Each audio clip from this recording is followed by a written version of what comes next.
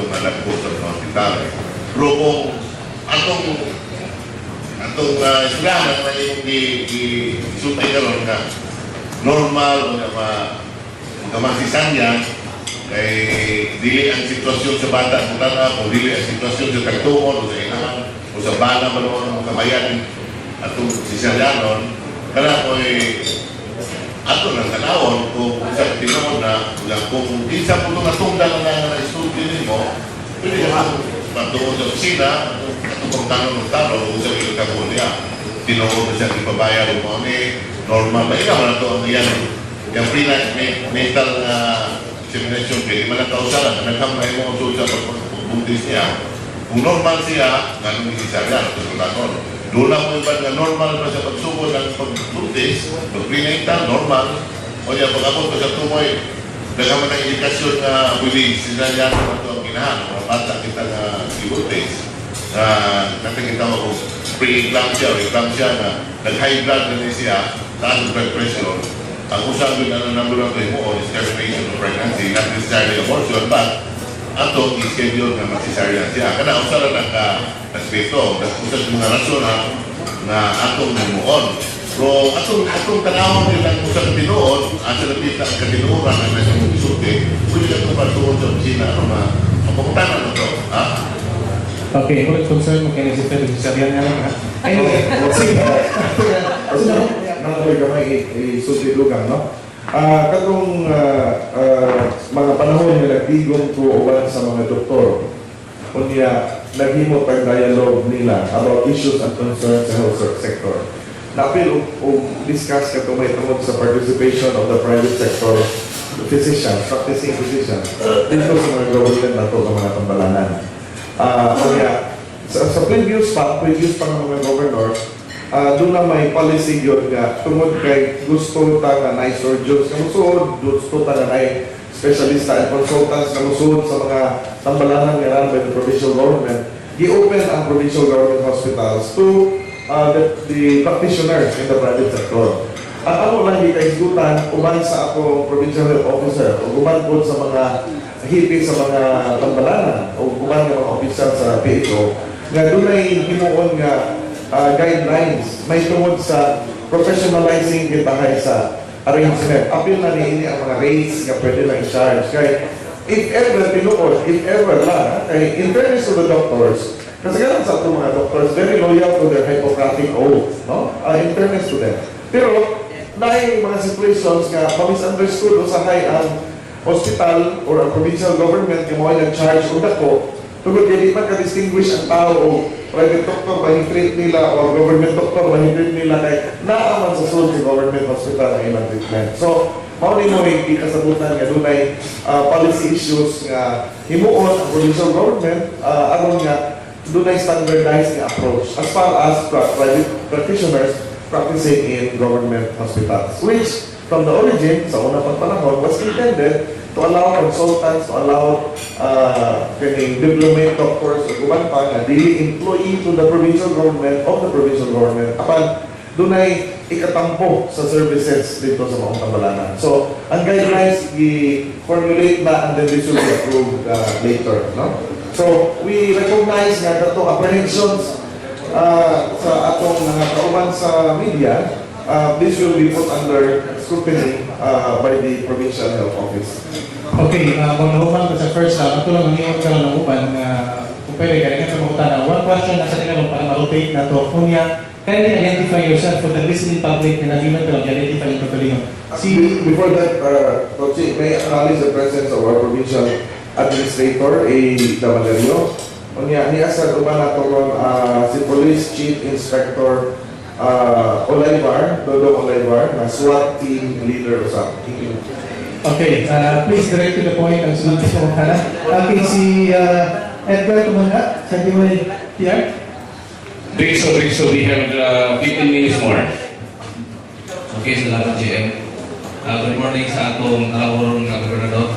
Go, may contact. Good morning, Ed. Kana-interview na mo nimo sa programa.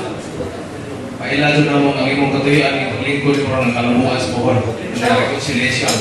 Saludo ko yung mga nagok. Salamat, Ed. Kini ni ako putana, niinig imong administration karon mahatag na ba sa provincial government ang share sa city government ng 20% development fund? Okay, go. Kung mag-isgot ka o 20% development fund, sumayon mo ang mga provision sa balaod sa local government code. Ang imong pag-atiman sa tanan ng mga kalungsuran, lapit ang concern sa atong dakbayan. Ang source niya kana naman yung internally generated income gikan sa internal revenue, and then dunay mandate nga gingon og 20% development fund. Kung diha sa ato ang local government code, ang specific provision on allocation na ang mandate for the distribution of share nga dili mo minus na yung requirement niya dito sa mga barangays. As far as province and cities are concerned, it is really silent because the local governments are given the maximum authority to decide kung saan pag-disburse using the usual process, including appropriations by the sanggunian, na allocate sa resources base po sa mga programa. So what we will make sure of is that all local governments will benefit from whatever resources the province will have. As to whether or not there is a mandate to give a specific allocation, if you browse through the pages of the local government code, that is true to the barangays. Mao na nga, in the case of a municipality or a city, dili po pwedeng inon ang mayor sa mga, ang mayor sa mga barangay, they have to contribute, kaya na may provision dito for contribution to the barangays. Mao po ang probinsya.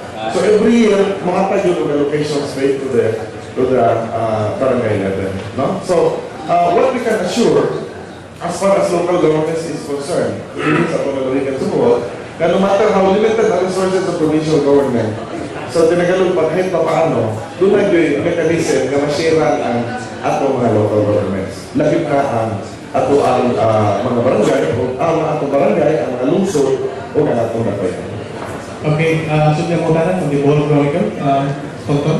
Salamat Sir Coach, mayong pumunta na Sir sa bayang tago. Kung pangutan ako, usama lang ako may kakabahitan sa budget.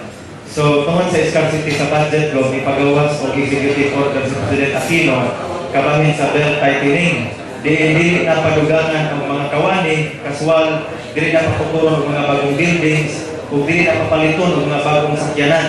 Unsay reaction na to aligo, and then follow-up question, atong nasayran usap nga out of 1.5 trillion pesos nga 2010 national budget, ang nabilin sa paglingkod ni President Aquino last June 30, more or less 100 billion na lang. Ang Bohol Province nga adunay roughly 1.1 billion pesos 2010 budget, pila naman sa nabilin sa pagkakaroon do. Salamat. That's a very good question. Maunay, as far as national government is concerned, kana naman pong mabasa sa newspaper, may ato may bawaan kay wala naman po sa Kongreso, dito sa Kongreso makuha yun na to ang detalye tanan, no? Since wala naman sa Kongreso, kanang kung sino magawa sa newspaper, may atong source of information. Dili sa atong lalawigan sa Bohol, I have directed the local finance committee and the internal audit of the provincial government to come up with their official report on the state of health of the provincial government. Meaning, labi na sa stats, sa side, sa fiscal side, analapik. When they came up with the report, that is the only time nga mayroon ko nga, mauli may nabilin, mauli may nahimo. Because as of now, since the time we assume, doon naman tayo consultant sa atong IAS, Internal Audit Group, o doon naman sa tayo head ni Ana, sa maunguatan nga, sa una, wala na mo audit sa tibuok probinsya, pero ato yung ipa-audit ng tibuok na ito na probinsya, then we will come up with the figures that you're asking on the local level. Okay, si Felix Bulanyo. May ko, ang ating nasaktan is going to be, finally, tourism for the poor. Muna akong nasaktan nga medyo dubukan sa imong tourism program for the province of Bohol. How would you know about this? What's the basic and structural mechanism ni Rob kinigitawag ng tourism for the poor? Kaya medyo karoon po nagkabati murang nalipay ko. Kaning tourism for the poor is a concept nga ang turismo nga sa unang panahon mura ra o ang industry for the elite.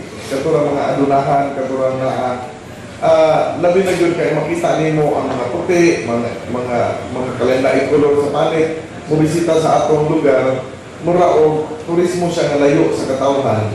Ang emphasis nga